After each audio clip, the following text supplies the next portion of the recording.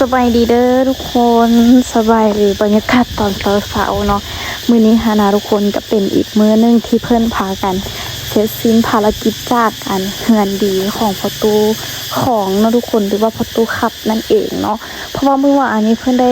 ทำการส่งสการเพิ่นแล้วไปที่เฮียมฮอยเนาะส่วนมื้อนี้ก็พากันตักบาตรญาติน้ำแล้วกิ๊กก็สิได้พาทุกคนไปเก็บเครื่องที่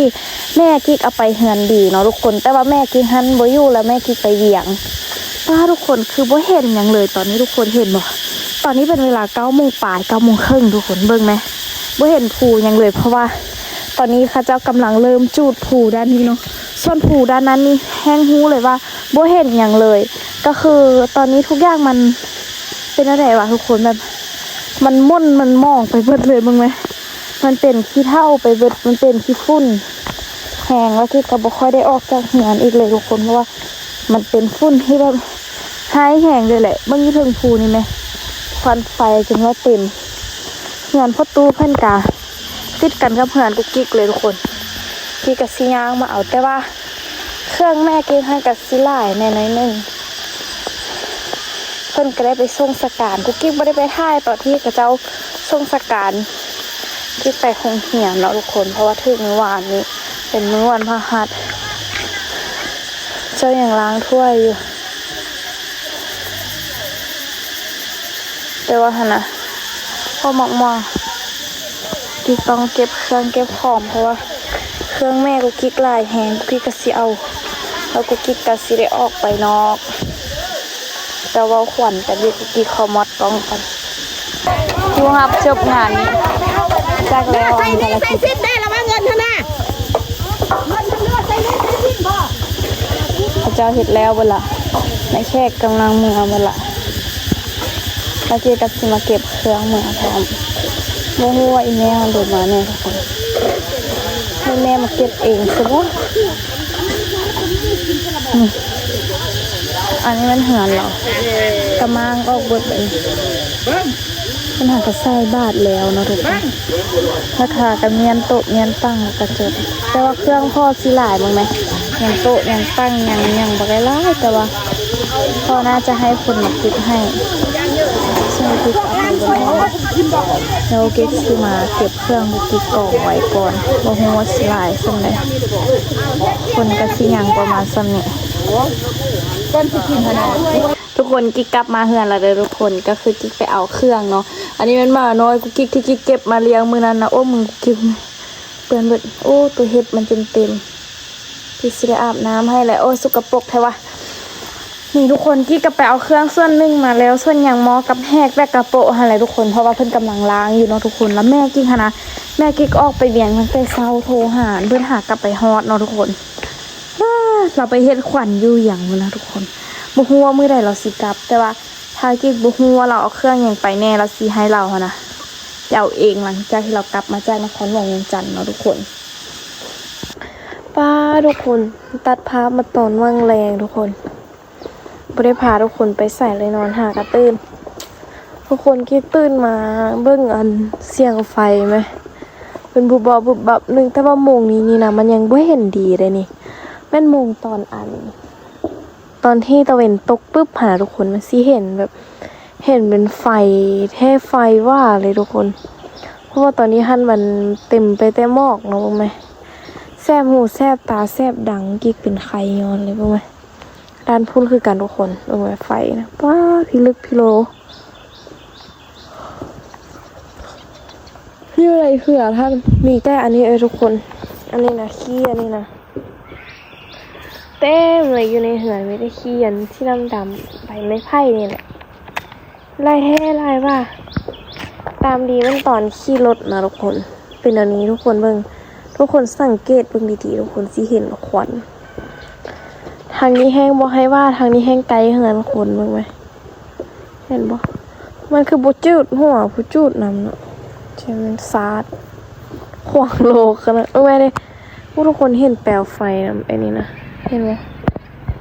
คนเห็นคือกิ๊บบ่นี่นี่ไฟเห็นแปลวไฟนะมองไว้เต็มไปจังซี่เบิดเลยทุกคน จุดทุกทางเลยแต่ว่าเขาเหือพาไปสับโดดกันแม่ทุกคนเบิ่งไงนี่นะมั้ยแม่จนบ่เห็นหยังเลยแม่ไหม้จนหมดเลยความพิลึกพิโลของเขาเจ้าจุดปลาทุกคนมีมากพร้อมอยู่นี่แต่ว่าถ้าประมาณอีกจักประมาณน้อยนึงนี่นะในลูกแม่เบิ่งอันฝุ่นสีดำๆมันตกลงมาทุกคนเห็นมันปลิวอ่ะหลายแท้หลายว่าแต่ว่าเราบ่อยากออกมานอกหลายเพราะว่ามันสิเกิดฝุ่น PM อะไรนี่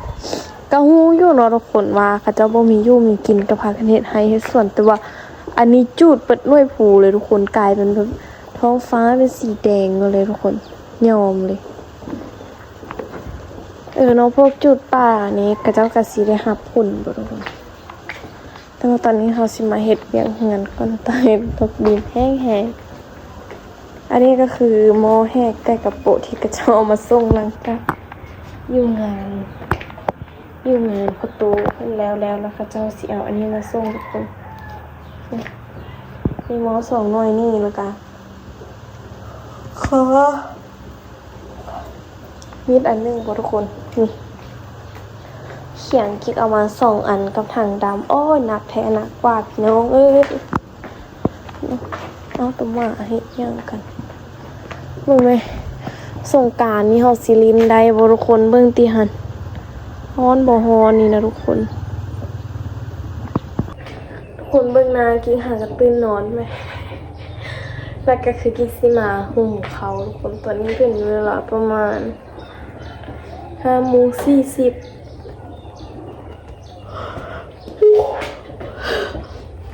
เป็น5:40ตอนแรงแล้วทุกคนบ่ฮู้แม่ป้าไปใส่รถใหญ่บ่เห็นเลยพี่ก็สิมาบ่แม่นบ่นึ่งดอกข้าวกิ๊กสิหุงข้าวกินกับแม่ตู้แล้วก็สิโอซินใส่ผักให้แม่ตู้กินแต่ตอนนี้ให้เสถ้วยมันเปื้อนนะทุกคนเมื่อยมันเพลียจ้ะอยากนอนดูสิถ้าบ่มีแม่ตู้นี่ กินอย่างบ่ตื่นนึงกินบ่กินข้าวกินต้มมี่แล้วก็แล้วแต่ว่าแม่ตู้อยู่นำก็เลยต้องมาลุกมานึ่งข้าวอีกก็คือเนาะทุกคนคือกิ๊กถ่ายไปตอนเช้ามันก็คืองานของประตูครับเนาะทุกคนก็คือแล้วเป็นที่เรียบร้อยแล้วทุกคนเพราะว่าเพิ่นเสียวันที่บ่ชื่อวันที่แต่ว่าชื่อเป็นวันเพิ่นเสียวันพุธนี่แหละทุกคนวันพุธตอนแรงเนาะแล้วเพิ่นได้ไปเอาขอนเข้าป่าก็เป็นมื้อวันพฤหัสเนาะทุกคนมื้อนี้เองเป็นมื้อวันศุกร์เนาะแล้วมื้อวันศุกร์เพิ่นก็หากาเกียมใส่บาตรหยาดน้ำแล้วก็เอากองเข้าวัดเนาะทุกคนแล้วก็คือมื้อนี้มันมื้อวันศุกร์แล้วก็ถือว่าเสร็จสิ้นภารกิจเนาะก็คือไทยบ้านธนาคารจะสิไปช่วยกันทุกคนก็คือไปเก็บเมียเนี่ยต่างๆเครื่องอันเดิมนี่นะที่กระเจ้าเอาไปเนาะเพราะว่าพ่อตู้เราเป็นผู้นึงที่อยู่ผู้เดียวมันบอกแล้วกระเจ้าเลยได้เอาเครื่องอยู่เฮือนไปเฮือนมันหันไปช่วยเราแม่กิ๊กก็เอาไปคือกันเนาะทุกคนแล้วก็คือกิ๊กท่ายอะไรกิ๊กไปเอาเครื่องให้เราเมื่อเช้านี่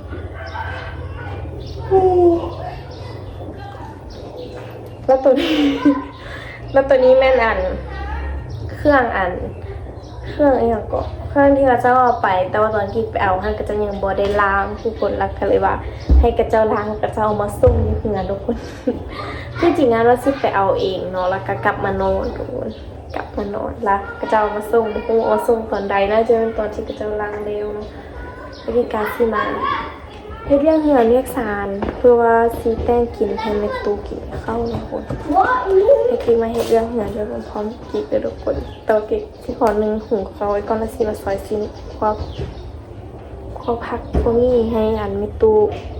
กิ๊กสิมาเล่าเรื่องอันนึงทุกคนก็คือมื้อเช้านั่นแหละมื้อเช้านี้ได้นั่งกินข้าวกับแม่ตู้2คนลาอีหยังก็แม่ตู้ทวงขึ้นมาว่าวันนี้คุณไปซีเดอร์เมิดพนักสิเห็นป้าไปใส่เมิดแล้วกิ๊กได้บอกว่าก็จะไปใส่บาตรให้ประตูครับกิ๊กว่าประตูครับเสียผมว่าฮะมาครับเพิ่นเสียแล้ววะจังสิโอ้ตายแล้วกิ๊กว่า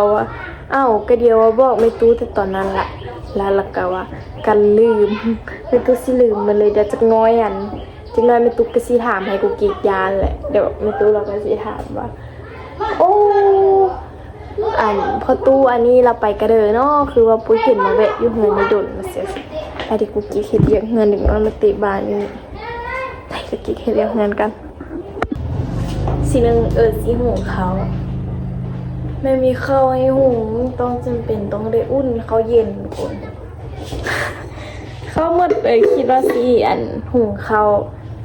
คิดว่าสีอ่อนตื่นคำละสีหุงเขากินละสันเด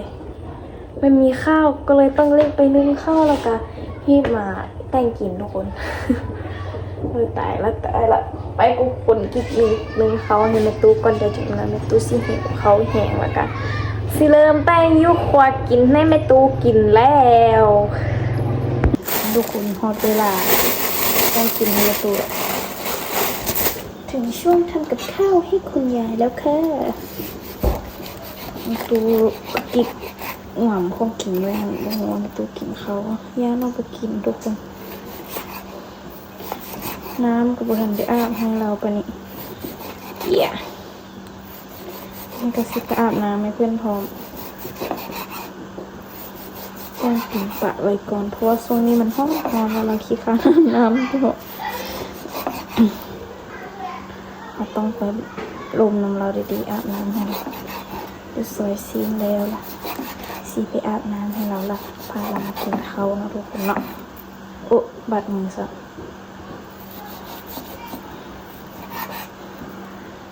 อยู่กับปูเทานี่เมื่อยกว่าแต่ว่าก็อดได้ทุกคนเพราะว่าในตู้เราเลี้ยงกุ๊กกิ๊กตอนยังน้อยเนาะตอนยังน้อยนี่กุ๊กกิ๊กอยู่กับในตู้2 คนเด้อทุกคนส่วนแม่กับพ่อเราไปหาเงินกุ๊กกิ๊กอยู่กับในตู้แล้วกับพ่อตู้ไอ้บิ๊กไปนำแม่เพราะว่าไอ้บิ๊กยังผู้ใหญ่ละไอ้บิ๊กยังช่วยเหลือตัวเองได้ส่วนกุ๊กกิ๊กยังน้อยละที่อยู่ในตู้พอไปเดียวไปแล้วก็มีบาดแผลเพราะว่าที่เป็นคนขี้ดื้อ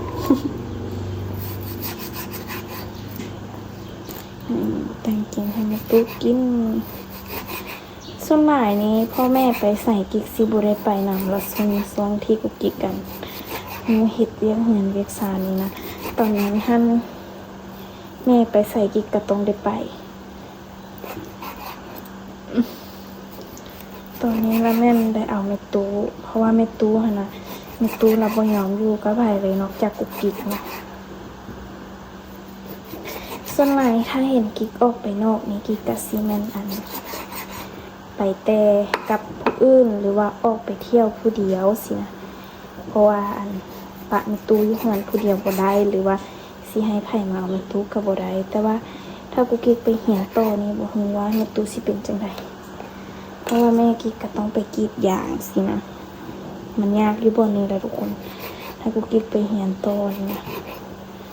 บางทีแม่ก็สิพากันจ้างแม่บ้านมาอยู่นำแม่ตู้แต่ว่าก็คือสิบ่ค่อยคักปานใดเนาะพอแล้วทุกคนก็สิมาซอยเกี่ยมเครื่องไว้เลยเพราะว่าเขากับไก่สิสุกละเอาอุ่นเข้าเย็นซื่อๆซีนที่เฮาได้เฮาจิบ่เฮ็ดหลายเนาะแต่ว่าเฮ็ดปะเลยมื้ออื่นแน่ก็ดีเลยจึงสิได้ตื่นสวย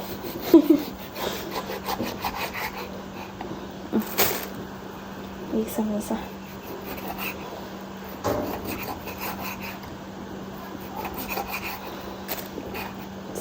กิ๊กไปแวะตลาดกิ๊กไปซื้อผักกะหล่ำมา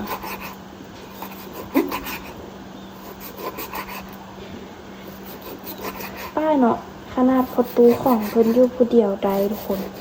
จนฮอดวินาทีสุดท้ายเนาะถ้าแม่ตู้เป็นอย่างซันนี่ป้าดูถ้าแม่ตู้กิ๊กโตคนเดียวจังซันนี่พอดีเลยไปกิ๊กสิมาซอยหนูบ่ไว้เลย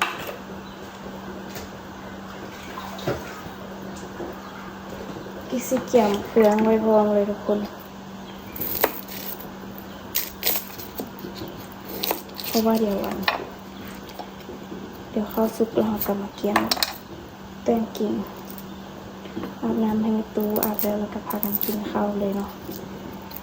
จากสิโยทาได้เด้นี่ กับคนในตู้นี้ แม่กุกกี้บ่ฮู้ว่าเราไปจากมือเพราะว่า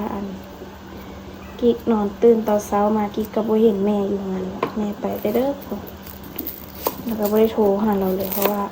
ก็เจ้าเฮ็ดขวัญแล้วก็เจ้าก็กินเหล้ากินเบียร์แล้วโทรหาจังได๋กะแบบมันฟดหาทุกคน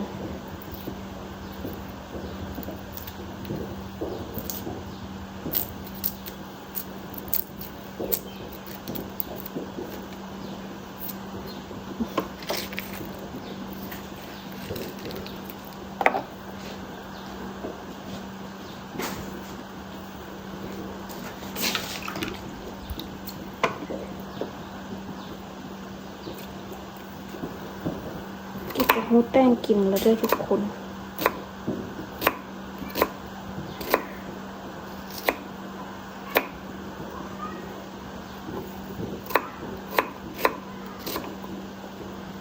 มาตู้อยู่กับกุกกิ๊กกันเราสิกินข้าวหลายเด้กินข้าวแซ่บอยู่กับกุกกิ๊ก2 คนถ้าว่าหมดลูกหมดหลานมีตู้สิสนิทได้กับกุกกิ๊กผู้เดียวทุกคน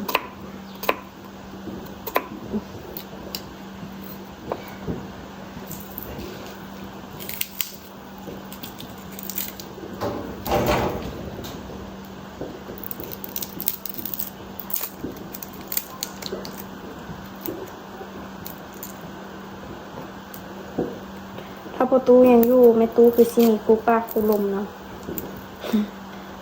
คิดว่าประตูวางมาแล้วก็ได้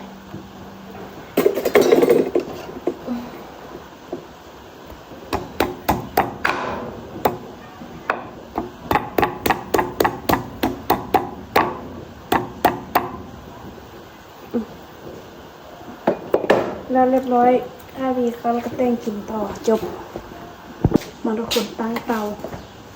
เริ่มแต่งกินเขาใกล้สิสุกแล้วเนาะพอดีคั่วนี่แล้วพอดีเขาน่าจะสุกเลย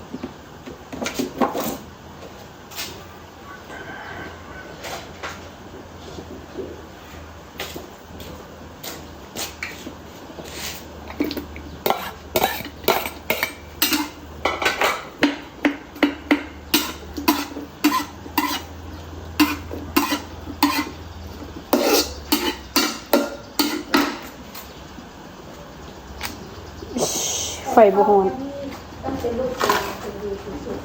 ย่ามันไว้เกิดไก่มันอื่น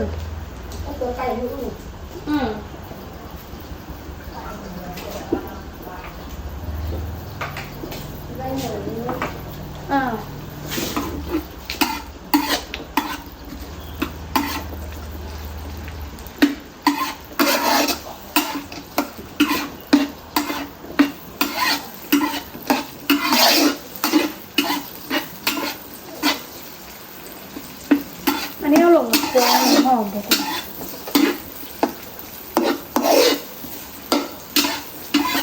อุ้ยเนี่ยเบิด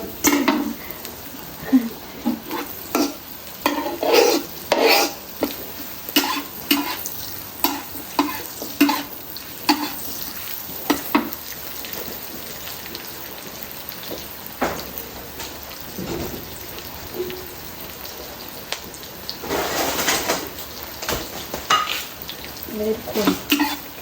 แป้งกินส่วนกินข้าวแดงกับ2 ประตูล่าง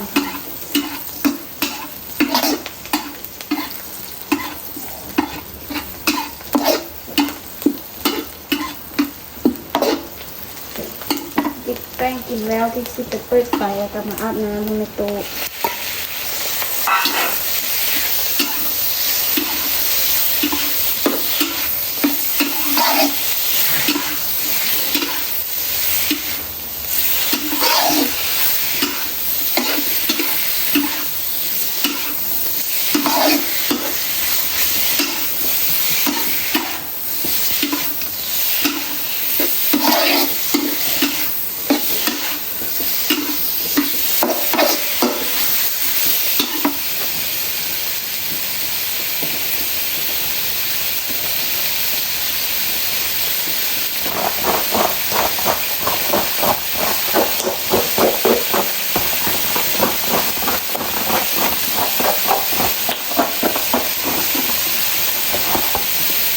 บ่ทุกคน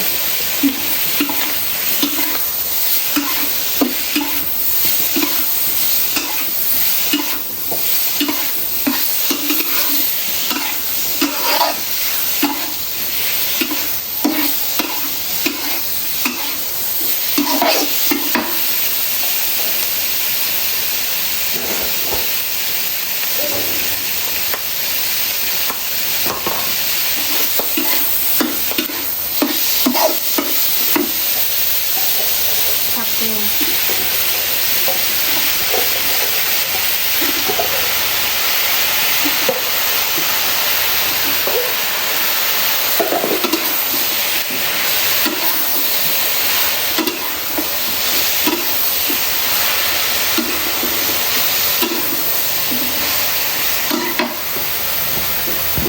เอาน้ำใส่หน่อยเพื่อให้ตู้มีน้ำจังเพื่อให้ตู้มีน้ำจังมาเป็นอย่างนี้แป๊บนึงแล้วคิดกะซิมาปรุงเครื่องใส่คนเริ่มฝนขึ้นมาให้มาปรุงเครื่องเอามาใส่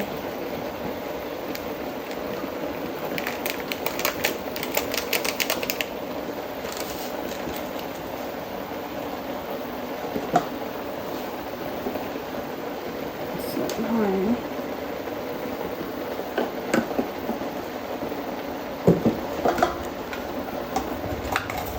นัวนิดหน่อย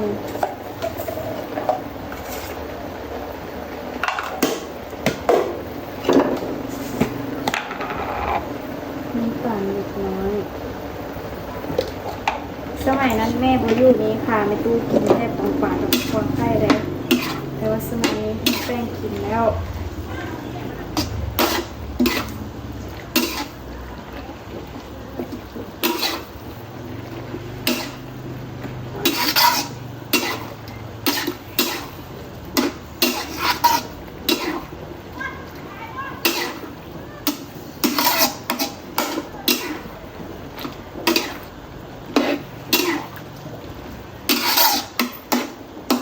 เริ่มเป็นตัวกินละไปทุกคนวันนี้ก็คือแป้งกินสำเร็จแล้วเนาะทุกคนมาเบิ่งกันว่ากินกับในตู้อยู่กันต่อสิได้กินเขาเนี่ยฮะพอชิ้นใช่ค่ะ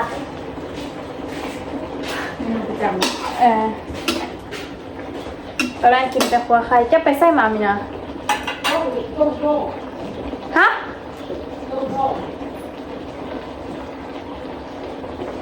ไปทุกคนเดี๋ยวคลิปนี้ไปก่อนเลยทุกคนมาเบิ่งว่ากระซามแม่มากินสิได้เห็นยังไงในตู้กินแน่เนาะทุกคนคลิปนี้กินไปก่อนทุกคนบ๊ายบาย